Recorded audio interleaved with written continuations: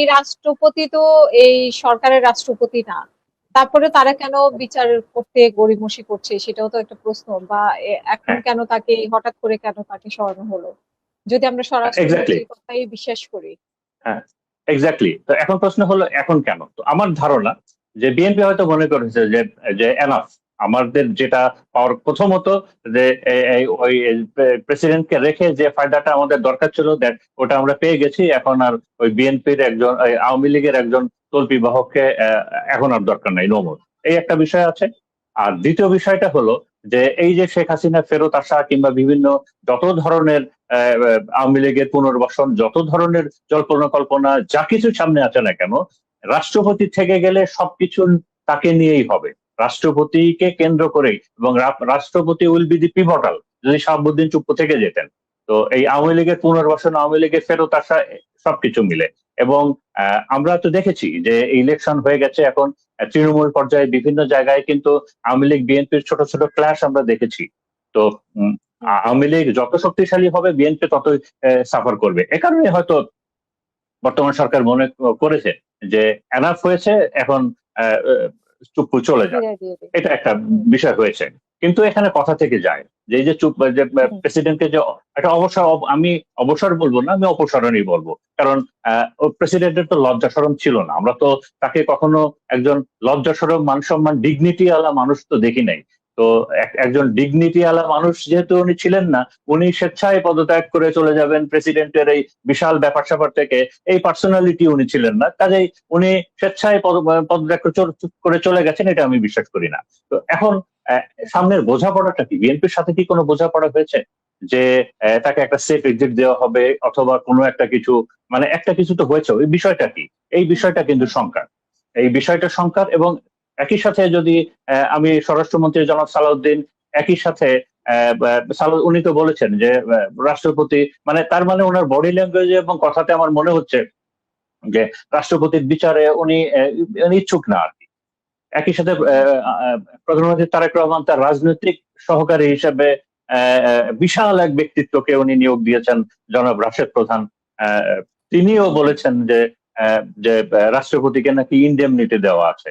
তো তার মানে আহ, এই যে কোথায় যেন একটা শঙ্কার ব্যাপার স্যাপার আছে, যে কথাগুলো আমি বলছি যে কোথাও কি একটা বোঝাপড়া হয়েছে এই চুপ্পু সাহেবের সাথে বিএনপির হাইকমান্ডের, যে একটা সেফ এক্সিট কিংবা আওয়ামী লীগ সবকিছু মিলে একটা প্যাকেজ, যে প্যাকেজের অংশ হিসাবে উনি অবসর নিলেন, এই বিষয়টা হুম। শঙ্কা। তো এখানে জি। আহ, শেষ আমি করি। হ্যাঁ, আমাকে আর 2 মিনিট সময় দেন তাহলে। এখন হুম। প্রশ্ন হলো ওটাই যে বিএনপি চায় কিনা এবং জনগণ কত প্রেসার দিবে এই চুপ্পুর পানিশমেন্টের, মানে বিচারের বিষয়ে, পানিশমেন্ট বলছি না, বিচারের বিষয়ে। কিছু বিষয় আমি এখানে কথা বলতে চাই। প্রথমত হলো ওনার বিষয়ে কিন্তু মামলা চলমান। অভিযোগগুলো কিন্তু গুরুতর, উনি দুর্নীতি, ক্ষমতার অপব্যবহার, দুদকে উনি চাকরিরত ছিলেন, সেখানে উনি অনিয়ম করেছেন। এবং সর্বশেষ প্রেসিডেন্ট হওয়ার আগে যেখানে ইসলামী ব্যাংকে ছিলেন, সেখানে বিতর্কিত ওনার কিছু কর্মকাণ্ড আছে। তো ইসলামী ব্যাংকে নিয়োগ পেলেন উনি কিভাবে? উনি জেএমসি বিল্ডার্স, এই জেএমসি বিল্ডার্সটা কি? এটা হলো যে ওই যে আমাদের শাহ আলম, যে বাংলাদেশ থেকে যে বিলিয়ন বিলিয়ন বিলিয়ন ডলার যে পাচার করেছেন, সব থেকে বেশি বাংলাদেশের অর্থনীতির যে ক্ষতি করেছেন, সেই শাহ আলমের একটা প্রতিষ্ঠান হলো জেএমসি বিল্ডার্স। এই জেএমসি বিল্ডার্স এর প্রতিনিধি হিসাবে উনি ইসলামী ব্যাংকের প্রথমে পরিচালনা পর্ষদে উনি যোগ দেন। তারপরে সেখানে ইসলামী ব্যাংকের ভাইস চেয়ারম্যান হন এই আমাদের হুম। এই চুপু সাহেব। এবং হুম। ইসলামী ব্যাংকটা বাংলাদেশের সব থেকে একটা সফল ব্যাংক ছিল, যে ব্যাংকটাকে অলমোস্ট ডাকাতির মতো করে 2017 সালে ডিজিএফআই এর মাধ্যমে শাহ আলম ওই ব্যাংকটাকে দখল করে নেয়। এবং দখল করে নেওয়ার পরে তারপরে ইসলামী ব্যাংক থেকে ব্যবহার করে জেএমসি এবং বিভিন্ন নামে বেনামে প্রতিষ্ঠানের মাধ্যমেই লক্ষ লক্ষ কোটি টাকা বাংলাদেশ থেকে পাচার করা হয়। এবং এই পুরো প্রসেসের যে যে প্রসেসটার কথাই বলছি, তার সাথে তো এই চুপ্পু সাহেব তো জড়িত ছিলেন। তো এখন এই হুম। বিষয়টা তদন্ত করার জন্য একটা তদন্ত কমিটি হয়, এবং এই এই কমিটি কে একটা রিপোর্ট প্রদান করে। তদন্তটা কারা করে? এটা করে হলো বাংলাদেশ ফিনান্সিয়াল ইন্টেলিজেন্স ইউনিট, মানে অর্থনৈতিক হুম। তদন্তগুলো বড় আকারে নর্মালি এই প্রতিষ্ঠানটাই করে। তো তারা তদন্ত করে দেখেছে যে ইসলামী ব্যাংকের টোটাল 81% শেয়ার শাহ আলম কিনে নিয়েছিল। এবং ইসলামী ব্যাংক দখল করেছিল এবং ইসলামী ব্যাংকের প্রচুর শেয়ার এবং ঋণ জালিয়াতি আছে এবং ইসলামী ব্যাংকের থ্রু দিয়েই এই টাকাগুলো অপপ্রচার করা হয়েছিল।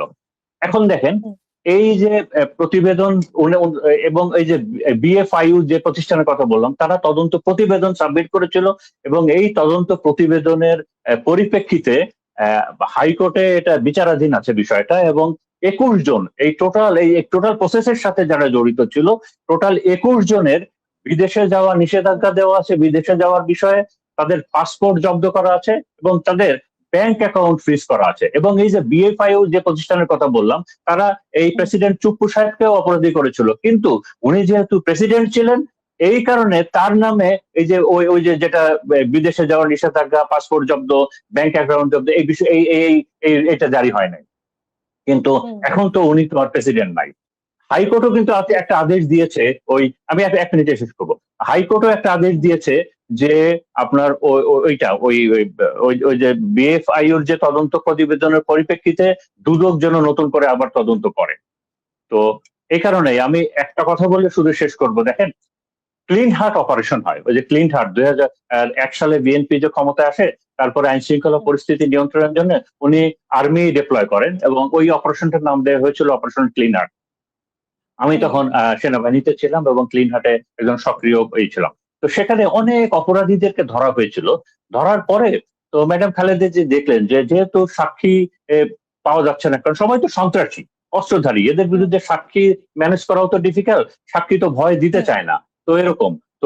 তো ম্যাডাম খালেদা যে এত আন্তরিক ছিলেন এই অপরাধীদের শাস্তির বিষয়ে, উনি বলেছিলেন যে দেখেন আপনারা ওদের অন্য কিছুতে দেখেন, যে তার সে ট্যাক্স দেয় কিনা, তার অর্থনৈতিক কোনো প্রবলেম আছে কিনা, অন্য সেইগুলাতে দিয়ে হলেও তার জন্য সাজা ইনশোর করা হয়। আমি এই ম্যাডাম খালেদার উদাহরণটা এইখানেই দিলাম যে এই চুপ্পুর যত অপকর্ম আছে আওয়ামী লীগের সাথে, এইটা প্রেসিডেন্ট হিসাবে যদি ইন্ডেমনিটি ওই পিরিয়ডের জন্য দেওয়াই থাকে, তো বিএনপির উচিত এই যে পয়েন্টগুলো আমি বললাম, ইসলামী ব্যাংকের যে অর্থ পাচারের যে দুর্নীতি, তার প্রেসিডেন্ট হওয়ার আগে এই বিষয়গুলো নিয়ে অবশ্যই তার বিচার করা উচিত।